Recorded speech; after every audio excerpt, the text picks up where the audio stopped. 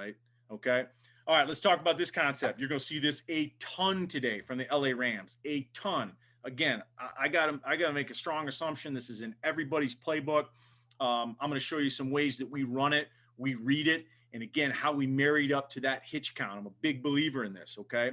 Let's go back to this concept. You're going to see the Rams today running a ton of that jet motion stuff, and the Rams will use this spacing concept with the jet motion guy as the final number 3, right? So he becomes kind of that flat player. Okay.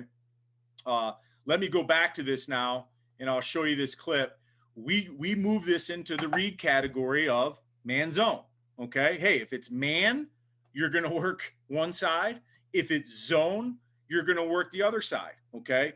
Typically for us, as you look at the structure of a defense, the overhang defender a lot of times is one of your greatest man indicators. And certainly the quarterback should be hunting eyes, right? He's looking for eyes of the defenders. Defenders that are looking specifically at offensive players obviously are giving you man indicators. But as you look at this, okay, how we marry this up, the number 2 guy will have what we call the OTB route. For us, that's at 6 yards. I'm going to tell you why. Okay. The outside guy, the number 1 guy, he's going to have what's called a spacing route. He's going to be at 8 yards. Okay. And we're going to tell him to get to what we call the 50-50 line between the top of the numbers and the hash. And then the back, you can free release him. You can check release him. There's a lot of different ways to do it. In this particular play, we're going to check release the back on the swing. Okay. Real simple. Okay. For the quarterback in a zone situation, okay, and he can manipulate his drop a little bit because you typically got some big bodies over the middle, but we're going to try to throw that OTB route on rhythm, right? No hitch. 1, 2, 3, throw, okay? There is not a movement key associated with this, okay? There's not a lot of post-snap confirmation associated with this. If this guy's open, stick it on his belly button and go on to the next play. If he's jammed up coming across the middle, interior players are clobbering him up, you now take 1 hitch and throw the spacing route, okay? Spacing route's jammed up, he's getting held, he's getting grabbed, whatever the case may be. We'll take a 2nd hitch and we'll throw it to that back on the swing. What I tell the quarterbacks is that you can manipulate this rhythm drop because you'd like to give these guys on the spacing route the opportunity to work a little bit. I tell the quarterbacks, guys, you can always throw that swing out there a little bit late.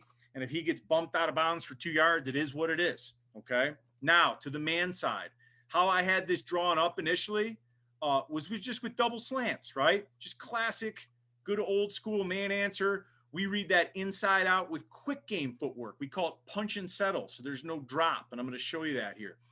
This particular play, we put this big box read on here, right? The inside fade. Okay, against man covers that he would go to if it's man. Okay, so we'll talk about the spacing concept here. Quarterback reads zone.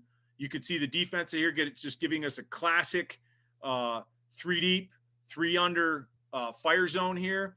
Again, it doesn't matter if it's blitz, doesn't matter if it's cover 4, cover 6, cover 2, cover 3. It's zone. Period. 1, 2, 3 rhythm. There he's on rhythm right now. You can see that the OTB route doesn't really get to where he needs to get to over the ball. Take 1 hitch and bang the spacing route. We had manipulated this formation a little bit to put the tight ends outside. We lost the back and the protection there. They brought 6, it looks like, and we got a good completion there. Really, really good fire zone answer here. Excuse me, 5-man pressure here. 3 deep, 3 under. Got him. Okay.